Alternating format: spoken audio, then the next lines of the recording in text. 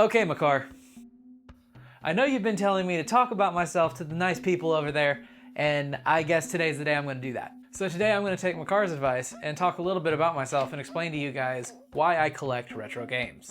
Collecting retro games is such a weird hobby because, frankly, there are so many objectively just better games coming out nowadays than there were when all of these came out. But that doesn't stop one of the biggest reasons I collect these games, which is nostalgia. Now, before you say anything, I know, nostalgia is the enemy of any kind of progress because it keeps us focused on the past. But nostalgia can also be a good thing because it takes us back to those times when we were kids. You know, we didn't have all the worries of adulthood. We didn't have all these major problems in our lives that we had to worry about, and we could just have fun playing the things we enjoyed.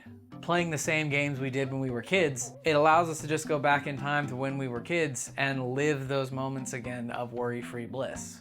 And it's even better with something like the Mario Party series, where a bunch of us grew up playing the same games, and we as adults can come together again and play these games again and just have the same amount of fun we did when we were children. Hell, nostalgia is the reason I decided to collect the N64 library. The N64 is the console that I grew up with, and I have the most memories of this console from way back when. But if you think nostalgia is the only reason I still collect, then you, sir, and or madam, and or non-binary person, are wrong. Another reason I like and collect retro games is because my attention span is awful. Games seem to just be getting longer and longer and longer, and I do not have the time to sit down and play through 100-hour RPG after 100-hour RPG.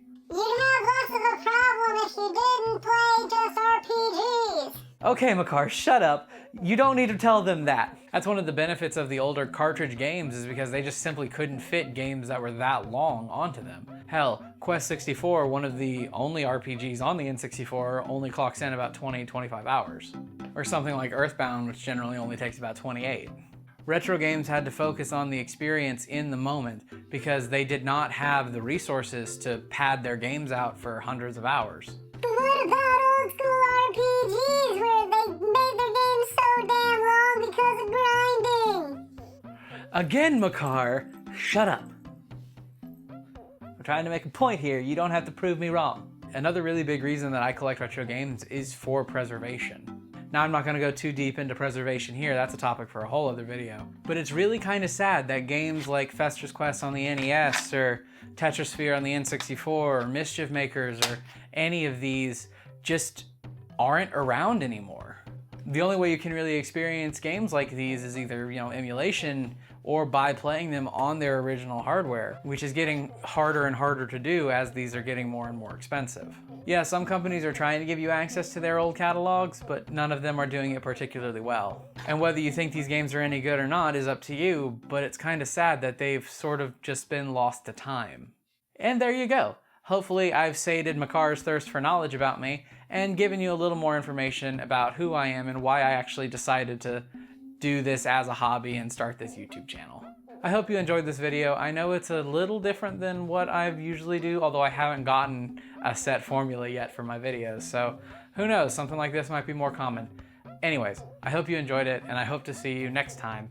Thank you guys so much for watching, and I will see you then.